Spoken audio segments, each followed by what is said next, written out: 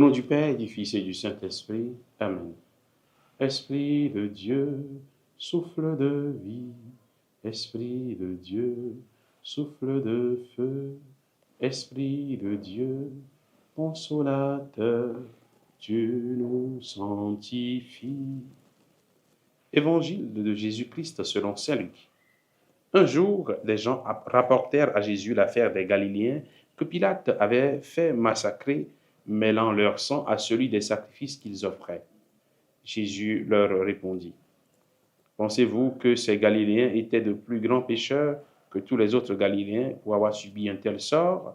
Eh bien, je vous le dis, pas du tout. Mais si vous ne vous convertissez pas, vous périrez tous de même.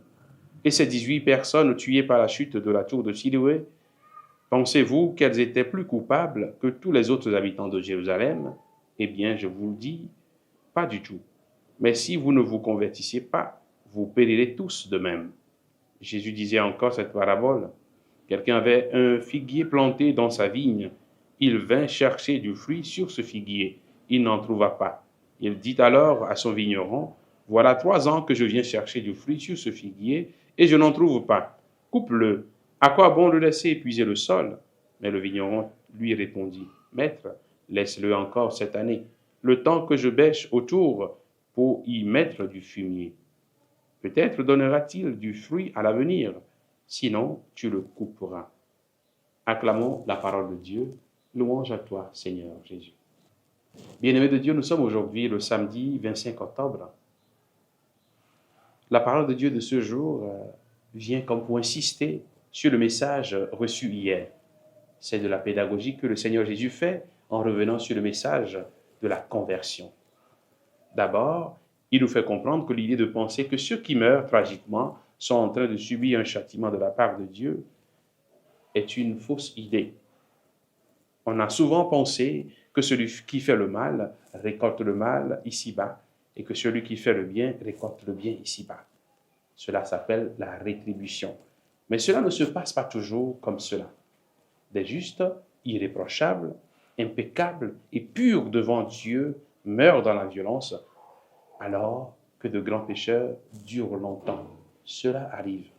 Comme cela peut arriver que des pécheurs meurent rapidement, alors que des justes grandissent pendant beaucoup d'années. Ce n'est pas forcément lié. Ce qui est important, c'est de se convertir. Celui qui s'est converti, même s'il meurt, ne périra pas. Sa vie ne sera pas détruite.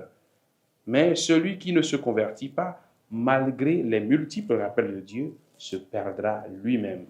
La parabole sur la vigne, sur le figuier qui ne produit pas de fruits, nous rappelle que Dieu est tendre et miséricordieux, lent à la colère et plein d'amour. Il patiente, il attend notre conversion. Nous n'aurons pas toujours tout le temps, puisque le temps ne nous appartient pas. Le temps est à Dieu.